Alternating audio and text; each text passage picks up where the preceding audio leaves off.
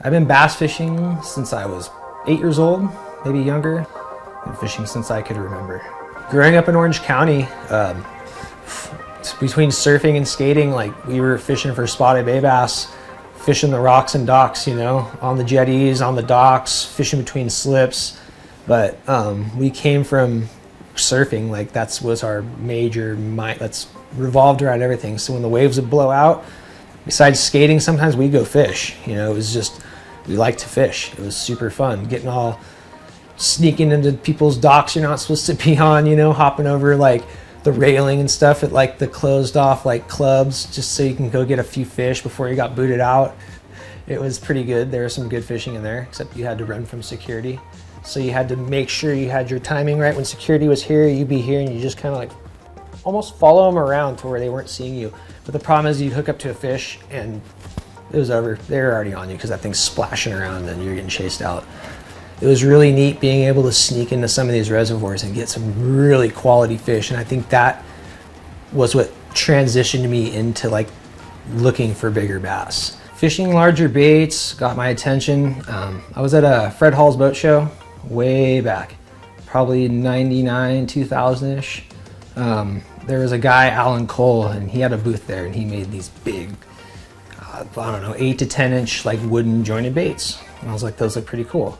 But at the time, he told me the way he fished them was he would troll them around. So I was like, anyway, give me a couple of them. So I bought 2, I think they were $20 a piece. He's kind of like, oh, what are you gonna throw these things on? And I had a 7.6 medium heavy. It was like a Seeker or a Calcutta, I can't remember what it was. It was one of those, like one of my calico rods for fishing. 7.6 medium heavy, I think, like 12 to 50 pound is what it was. And then I put a Cardiff 300 on there with, I think it was 15 or 20 pound fluorocarbon, like the red box from Walmart. It's cheap stuff.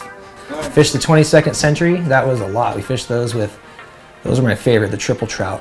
When I found those were probably my go-to for everything. He had a bluegill and like a trout pattern, which was perfect. And he even had like a little shad and a mouse. Like he had all kinds of good stuff. The Baileys and Mike Iaconelli. There used to be a movie called Big Bait Posse. Dude, those guys were just sticking absolute tanks. I just remember like, I got to go to some of these lakes and try to find these things. I fished the DRTs a little bit in the beginning when they first kind of were here. There was one shop you could get them. They were like $70, and I remember I went through like 2 or 3 of them. You know, they broke or whatever, and you could go replace them. And I remember one day I went into the shop and the guy just started laughing at me, and I was like, "What do you mean?" He's like, "Good luck, dude. Go on eBay and check it out." And he pulled up an eBay thing, and dude, these things were literally $500 now, $400 for a $70 bait.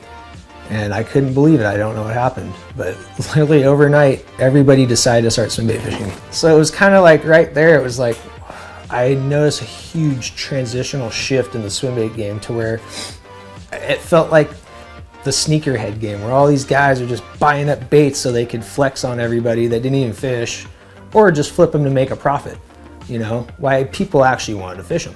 You know, it's a small community. It's not millions of fishermen like you got with the pro bass tour. Like the swim bait community is smaller. So when you got guys that are stealing baits from people to go try to make a profit on a bait maker, it's kind of the weirdest thing. It's like, it's a swim bait, go fish it. My favorite hands down baits are wakes. When you're wake fishing, it's a lot of action. I love fishing my shell crackers. Rat fishing, like any rat, like if it made like a good clacker, drew up those big fish, like it's the most explosive fishing ever. I mean, I love glide bait fishing. You can drop monsters and see some big fish, and it's a cool eat. But there's something about a, 6+ pound bass coming up and doing a backflip on a rat that's just chugging across the water.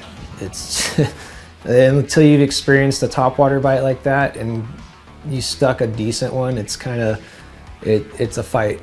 It's a real good fight. Like a 7-pound bass will hand your ass to you, to say, like more than you even know, rip your rod right out of your hand before you even knew it happened.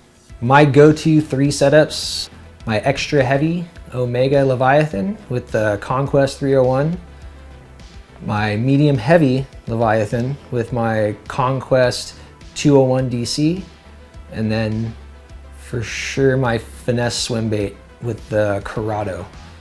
Those are my 3 favorite setups by far. And the tiny clash on the finesse swim bait rod is insane. That's like perfectly matched. You can chuck that thing a mile. The medium heavy, I could throw anything from a Citizen to a K9 on that thing. And then my extra heavy, I usually throw mags, big soft baits, or rats, and then 250s. You could chuck a 250 a mile with that rod. Favorite season to fish is probably post-spawn. After the fish have spawned and they're hungry and they're trying to get fat again, all the way through the fall.